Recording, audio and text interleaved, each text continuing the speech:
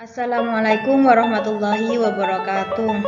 Selamat pagi anak-anak, berjumpa kembali kita dalam tema 1 subtema 2 pembelajaran 3 dan 4. Sebelum kita memulai pembelajaran, kita akan membaca terlebih dahulu tujuan pembelajaran di bawah ini. Yang pertama adalah dengan mengamati peta, siswa mampu mengidentifikasi potensi kekayaan alam bangsa Indonesia secara seksama. Yang kedua, dengan mengamati peta, siswa mampu mengidentifikasi kepadatan penduduk tiap-tiap provinsi secara kritis. Dengan mengamati peta, siswa mampu menunjukkan asal suku-suku bangsa yang ada di Indonesia secara tepat. Dengan berdiskusi, siswa mampu menunjukkan daerah-daerah persebaran agama di Indonesia pada peta secara benar. Dengan mengamati gambar, siswa dapat mengidentifikasi kenampakan alam buatan dan kenampakan alam dengan percaya diri. Dengan mengamati gambar pada peta, siswa dapat menyebutkan kondisi geografis masing-masing pulau besar di Indonesia dengan percaya diri. Dengan mengamati peta, siswa dapat memahami kondisi iklim di Indonesia dengan peduli. Dengan membaca, siswa mengidentifikasi keragaman flora dan fauna di Indonesia dengan penuh tanggung jawab. Indonesia merupakan bangsa yang dikaruniai Tuhan dengan sumber daya alam yang sangat beragam dan melimpah, mulai dari keragaman potensi alamnya sampai keadaan penduduknya. Sudahkah semua itu dimanfaatkan secara bertanggung jawab?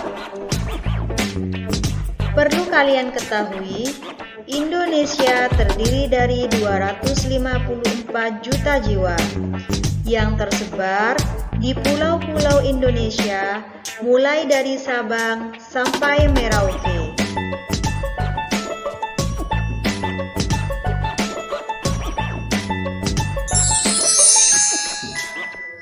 Perhatikan peta kepadatan penduduk Indonesia. Ini merupakan peta wilayah Indonesia mulai dari Sabang sampai Merauke. Terdapat banyak-banyak pulau di Indonesia yang bermacam dan beragam sekali jumlah penduduknya. Kepadatan penduduk di Indonesia ditandai oleh warna-warna yang berada di kiri kalian. Ada warna hijau, hijau muda, hijau pupus, oranye, kuning, coklat maupun merah dan lain sebagainya. Di situ ada keterangan kepadatan penduduk orang per kilometer persegi. Setelah kalian mengamati peta kepadatan penduduk Indonesia itu dengan warna-warna yang ada di semua pulau, ada bermacam-macam warna di setiap pulau. Misalkan, di Pulau Jawa berwarna oranye, menandakan kepadatan penduduknya antara 600 sampai 1299 orang per kilometer persegi. Kalian bisa mengamati sendiri apa warna yang ada di pulau-pulau yang ingin kalian ketahui.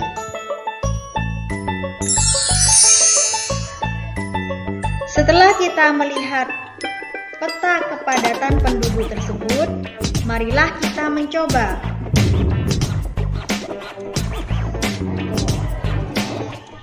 Yang pertama, berdasarkan peta di atas, jawablah pertanyaan-pertanyaan berikut ini.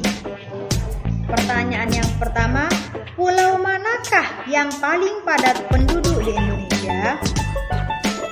Yang kedua, pulau manakah yang paling sedikit penduduknya di Indonesia?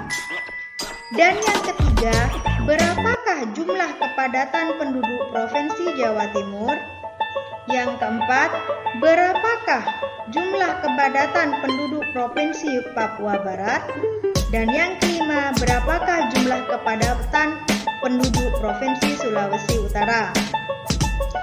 Setelah kalian melihat pada peta kependudukan itu, kalian akan bisa menjawab. Marilah kita menjawab bersama-sama untuk nomor 1. Ya, jawabannya adalah pulau terpadat penduduknya adalah Pulau Jawa. Sedangkan nomor 2, pulau manakah yang paling sedikit penduduknya di Indonesia? Jawabannya, pulau yang paling sedikit penduduknya adalah Pulau Papua. Yang ketiga, berapakah jumlah kepadatan penduduk Provinsi Jawa Timur? Jumlah kepadatan penduduk Provinsi Jawa Timur adalah 600 sampai 1299 orang per kilometer persegi. Yang keempat, berapakah jumlah kepadatan penduduk Provinsi Papua Barat? Jumlah kepadatan penduduk Provinsi Papua Barat adalah kurang dari 10 orang per kilometer persegi. Dan yang terakhir, berapakah jumlah kepadatan penduduk Provinsi Sulawesi Utara? Jawabannya, jumlah kepadatan penduduk Provinsi Sulawesi Utara adalah 100 sampai 199 orang per kilometer persegi. Kalian bisa menjawab ini berdasarkan peta kepadatan penduduk di Indonesia.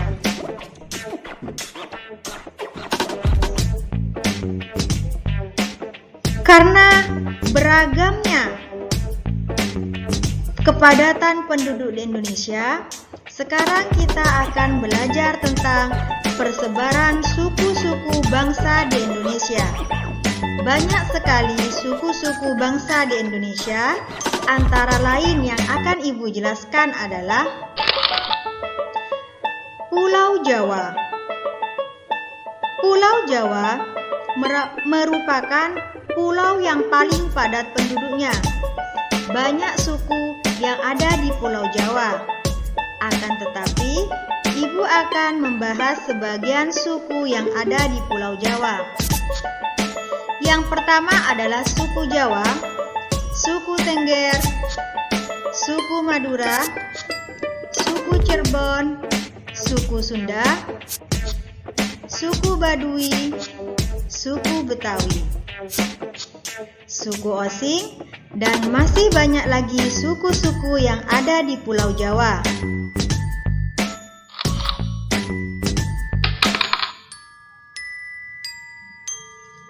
Suku-suku bangsa Indonesia yang ada di Pulau Sumatera antara lain yaitu suku Aceh, suku Gayo, suku Melayu, suku Batak, suku Nias, suku Mentawai, suku Minangkabau. Adapun persebaran suku-suku bangsa di Indonesia di Pulau Kalimantan, seperti kita lihat, antara lain adalah suku Dayak, suku Kutai, suku Pasir, suku Bajau, suku Banjar, suku Melayu, dan suku Tidung. Masih banyak suku-suku yang tersebar di Pulau Kalimantan. Suku selanjutnya adalah suku di Pulau Sulawesi. Antara lain suku Makassar, suku Bugis, suku Mandar, suku Toraja, suku Duri, suku Bentong, suku Kajang. Selanjutnya adalah suku yang ada di Pulau Papua. Inilah suku-suku yang ada di Pulau Papua. Sebagian dari suku itu adalah suku Asmat, suku Amume, suku Dani, suku Arfa, suku Korawai, suku Muyu, dan suku Huli. Selain itu, suku yang berada di Provinsi Nusa Tenggara Timur antara lain adalah suku Bima, suku Sasak, suku Sumbawa, suku Alor, suku Ende, suku Rote, suku Dompu. Sekarang kita akan belajar tentang suku-suku yang ada di Pulau Maluku. Antara lain adalah suku Seram, suku Banda, suku Buru, suku Ambon, suku Tidore, suku Ternate, dan suku Furu-Furu.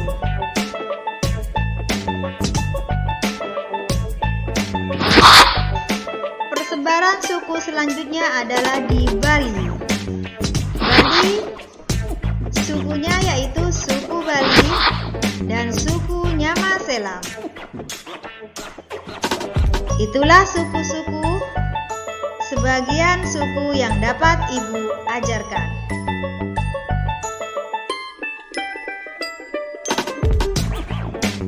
Selain suku-suku yang ada di Indonesia, Indonesia juga memiliki keberagaman agama. Keberagaman agama di Indonesia ada 6. Antara lain adalah agama Islam, Kristen, Katolik, Hindu, Buddha, dan Konghucu. Walaupun banyak perbedaan dalam agama di Indonesia, mereka tetap saling menghormati, saling menghargai, dan saling tolong-menolong.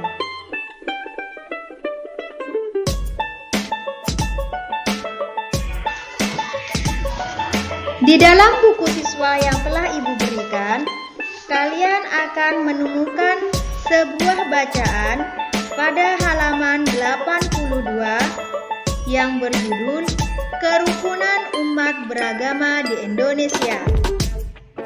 Kalian baca dalam hati, baca dengan seksama agar kalian bisa menentukan ide pokok atau gagasan pokok serta kalimat pengembang yang ada pada bacaan tersebut.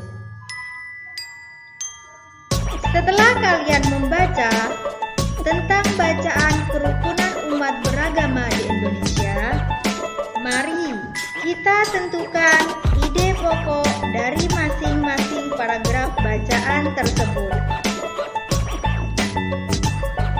Pada bacaan tersebut ada berapa paragrafkah? Dalam bacaan kerukunan umat beragama di Indonesia? Ya, benar sekali. Paragraf yang ada di kerukunan umat beragama di Indonesia ada 7 paragraf. Kita bahas satu persatu pada masing-masing paragraf. Ide pokok bacaan yang pertama. Paragraf pertama, kerukunan umat beragama merupakan bentuk hubungan antar manusia yang damai berkat adanya toleransi beragama. Adapun ide pokok bacaan pada paragraf yang kedua, kerukunan umat beragama sangat penting bagi bangsa Indonesia untuk mencapai kesejahteraan hidup. Ide pokok bacaan ketiga yaitu Tri Kerukunan Umat Beragama merupakan program yang dicanangkan pemerintah untuk menciptakan kehidupan beragama damai dan rukun. Ide pokok bacaan paragraf keempat yaitu Tri Kerukunan Umat Beragama bertujuan agar masyarakat Indonesia bisa hidup dalam kebersamaan meskipun banyak perbedaan. Ide pokok bacaan yang kelima, paragraf kelima, yaitu Tri Kerukunan Umat Beragama dimulai dengan kerukunan antar umat beragama dalam satu agama atau intern umat beragama. Adapun ide pokok pada paragraf yang ke-6 adalah kerukunan umat beragama. Selanjutnya adalah kerukunan antar umat beragama yang memiliki pengertian kehidupan yang rukun antar masyarakat meskipun berbeda agama dan keyakinan. Adapun ide pokok yang ke-7 yaitu kerukunan umat beragama yang terakhir adalah kerukunan antar umat beragama dengan pemerintah, mengandung pengertian bahwa tiap-tiap umat beragama dapat bekerja sama dan bermitra secara baik dengan pemerintah dalam menjaga kehidupan bermasyarakat, berbangsa, dan bernegara. Jadi pemerintah itu sudah mencanangkan yang namanya kerukunan agar hidup kita walaupun dalam perbedaan itu tentram, sejahtera, dan aman. Kalian bisa menentukan ide pokok bacaan setelah kalian membaca dengan seksama bacaan tentang kerukunan umat beragama di Indonesia.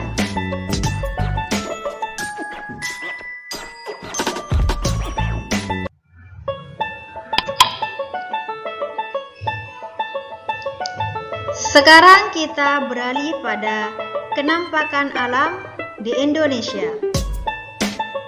Selain Indonesia itu memiliki suku yang sangat banyak, agama yang berbeda, di Indonesia itu juga terdapat kenampakan alam yang sangat banyak sekali dan beragam. Kenampakan alam pada bentang alam di Indonesia merupakan salah satu yang terlengkap di dunia.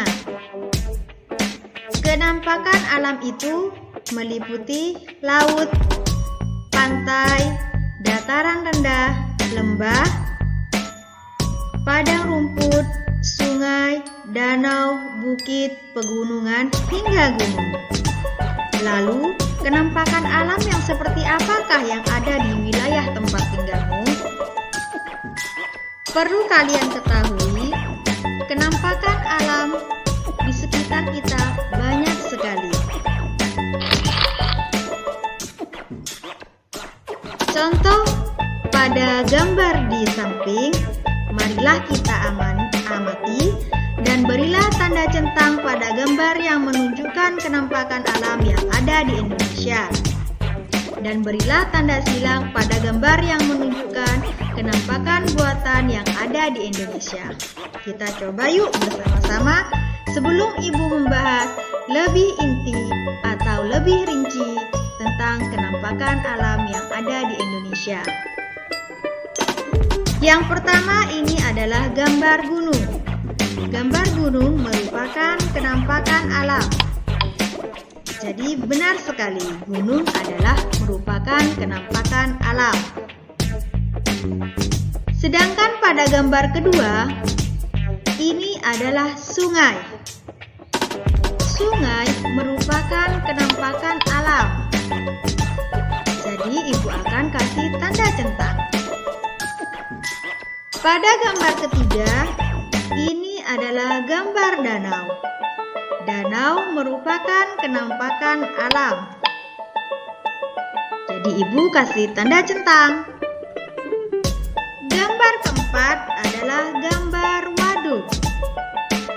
Waduk bukan merupakan kenampakan alam.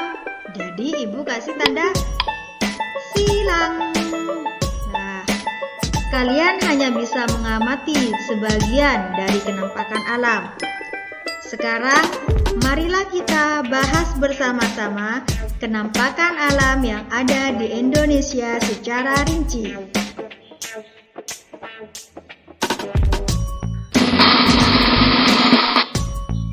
Kenampakan alam. Perlu kalian ketahui apa yang dimaksud kenampakan alam. Kenampakan alam adalah segala sesuatu yang dibentuk oleh peristiwa yang berada di alam dan diciptakan oleh Tuhan Yang Maha Esa. Perlu kalian ketahui Jadi kenampakan alam itu adalah ciptaan Tuhan Yang Maha Esa, bukan ciptaan manusia. Jadi, contoh kenampakan alam itu terjadi dengan sendirinya, dengan diciptakan oleh Tuhan Yang Maha Esa. Kenampakan alam terdiri dari kenampakan alam wilayah daratan atau kenampakan alam yang berada di darat. Contohnya yaitu dataran tinggi, dataran rendah, gunung, pegunungan, bukit, lembah, dan lain-lain. Masih banyak kenampakan alam wilayah daratan yang ada di Indonesia yang diciptakan oleh Tuhan Yang Maha Esa. Yang kedua adalah kenampakan alam wilayah perairan. Contohnya yaitu laut, pantai, sungai, danau, teluk, tanjung, dan lain-lain. Itu merupakan sebagian contoh kenampakan alam wilayah perairan yang diciptakan oleh Tuhan Yang Maha Esa. Untuk mengetahui contoh-contoh kenampakan alam yang ada di Indonesia, mari kita bahas satu persatu contoh-contoh kenampakan alam yang diciptakan oleh Tuhan Yang Maha Esa.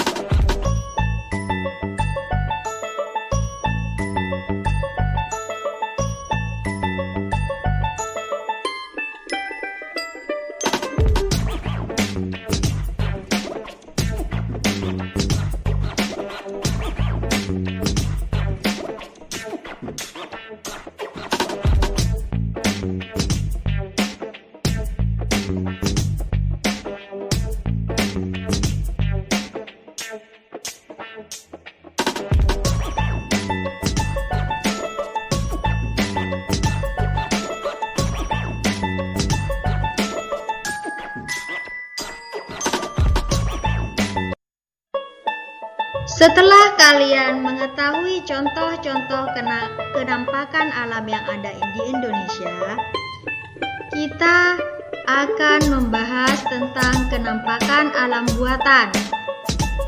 Apa sih perbedaannya dengan kenampakan alam? Yuk kita intip. Kenampakan alam buatan. Definisinya adalah daerah yang sengaja dibuat untuk kepentingan tertentu, diantaranya adalah untuk kemakmuran manusia, untuk melindungi satwa dan tumbuhan, dan untuk tujuan wisata atau rekreasi dan lain-lain. Itulah perbedaan kenampakan alam buatan dan kenampakan alam. Kenampakan alam dibuat atau diciptakan oleh Tuhan Yang Maha Esa, sedangkan kenampakan alam buatan diciptakan oleh manusia. Contoh kenampakan alam buatan yaitu yang pertama adalah waduk. Waduk merupakan kenampakan buatan yang dibuat oleh manusia. Yang kedua adalah pemukiman. Pemukiman adalah area tempat tinggal penduduk di Indonesia. Yang ketiga adalah kebun binatang. Seperti kita ketahui, kebun binatang diciptakan oleh manusia yang bertujuan untuk rekreasi ataupun wisata. Yang keempat adalah pelabuhan. Pelabuhan bertujuan untuk berhentinya kapal yang akan mengangkut sebuah barang atau orang yang akan menyeberang antar pulau. Dan yang kelima adalah bandara atau lapangan udara. Seperti kita ketahui, lapangan udara atau bandara adalah sebuah terminal pesawat yang akan mengangkut sebuah penumpang, yang mengangkut seorang penumpang yang akan bepergian antar negara atau dalam negara. Yang keenam adalah sekolah. Sekolah diciptakan oleh manusia yang bertujuan untuk tempat belajar anak. Dan yang terakhir adalah rumah sakit. Rumah sakit merupakan kenampakan buatan yang dibuat oleh manusia. Semua ini adalah contoh sebagian kenampakan buatan di Indonesia. Masih banyak lagi contoh-contoh kenampakan buatan yang ada di sekitar kita.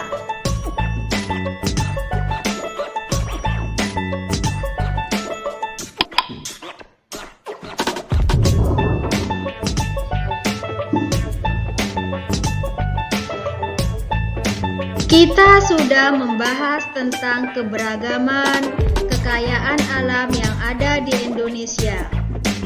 Keberagaman agama, keberagaman suku, dan kenampakan-kenampakan alam yang ada di Indonesia. Sekarang yang akan kita pelajari adalah tentang keadaan iklim di Indonesia.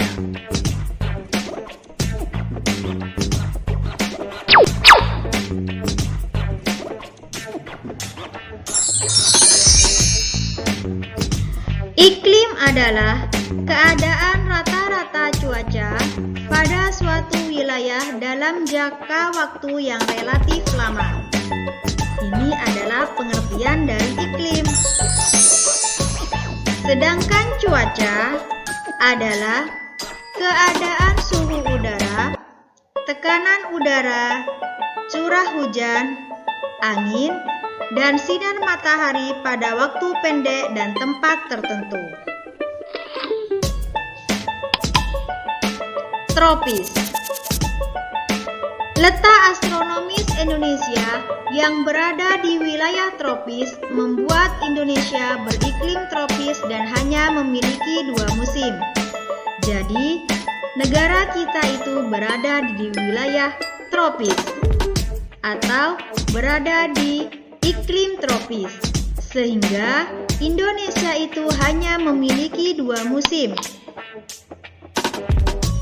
Ciri-ciri dari iklim tropis adalah yang pertama, adanya 2 musim, yaitu musim kemarau dan musim penghujan. Seperti kita ketahui, kita di Indonesia hanya memiliki 2 musim, yaitu musim kemarau dan musim penghujan. Apa sih musim itu? Musim merupakan peristiwa yang terjadi pada setiap tahun berdasarkan pada kondisi cuaca dalam jarak dan waktu tertentu. Seperti kita ketahui, dalam 1 tahun ada 12 bulan. 6 bulan kita akan merasakan musim kemarau dan 6 bulan kita akan merasakan yang namanya musim penghujan. Itu adalah salah satu dari ciri-ciri iklim tropis. Yang kedua adalah waktu siang malam relatif sama. Jadi, waktu siang malam relatif sama. Indonesia itu memiliki 24 jam waktu dalam satu hari satu malam. Jadi, 12 jam bisa siang dan 12 jam bisa malam, sehingga waktu siang dan malam relatif sama. Ciri-ciri iklim tropis yang terakhir adalah curah hujan cukup tinggi yang ada di Indonesia.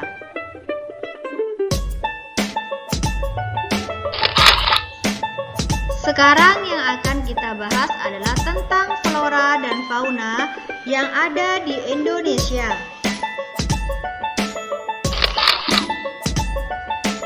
Flora atau tumbuhan yang ada di Indonesia, karena iklim tropis itulah Indonesia memiliki flora atau tumbuhan sangat beragam dan tumbuh subur.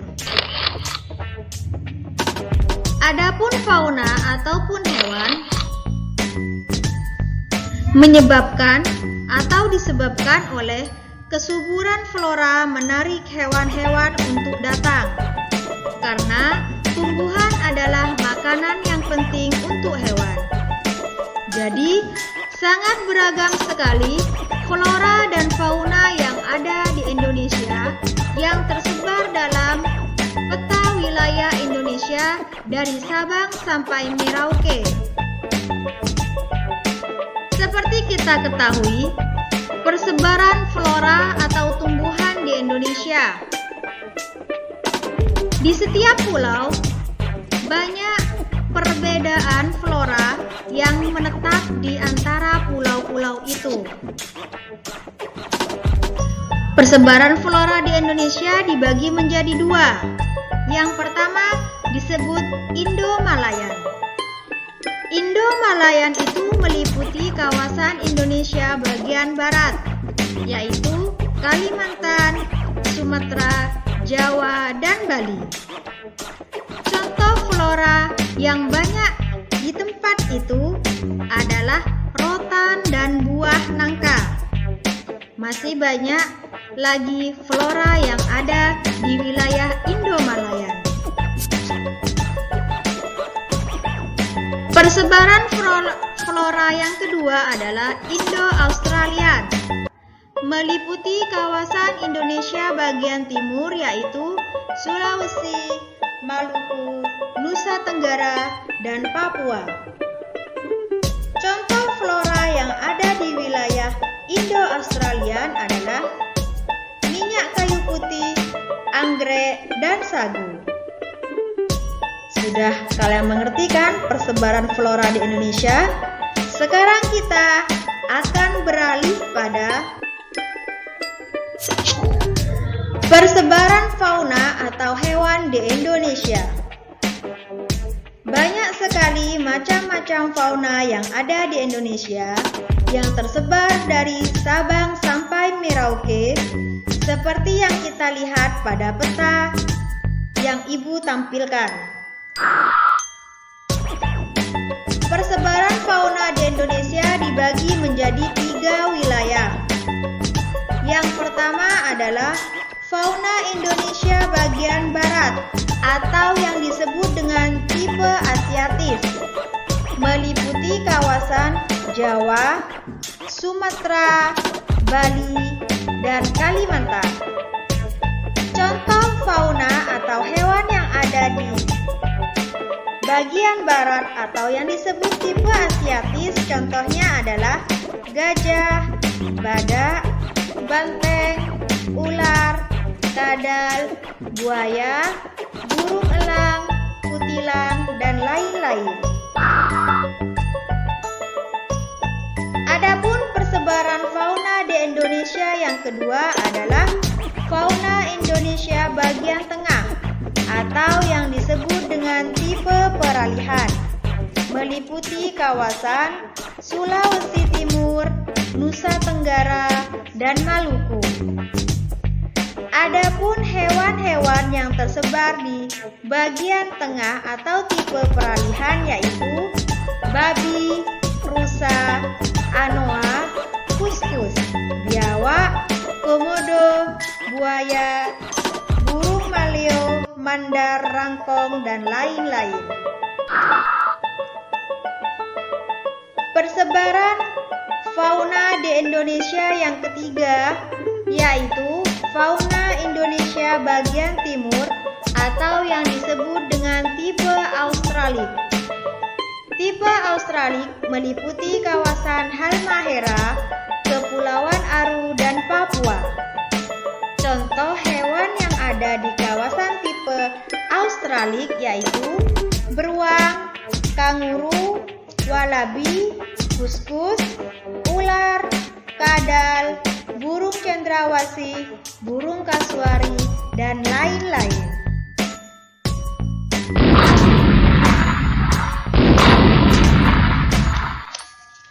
Setelah kalian memahami keberagaman yang ada di Indonesia, kita harus bersyukur. Kekayaan alam di Indonesia patut kita syukuri dan banggakan. Kita wajib melestarikan alam yang ada di Indonesia.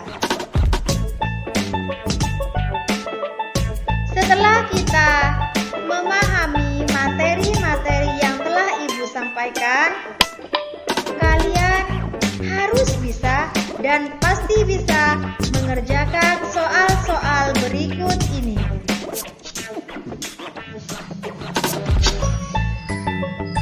Adapun soal-soal yang akan Ibu berikan, ini ada 10 soal.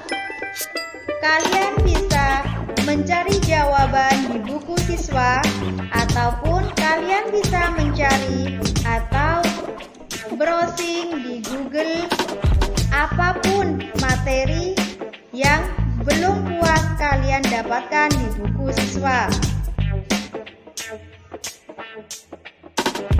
Selamat belajar ya.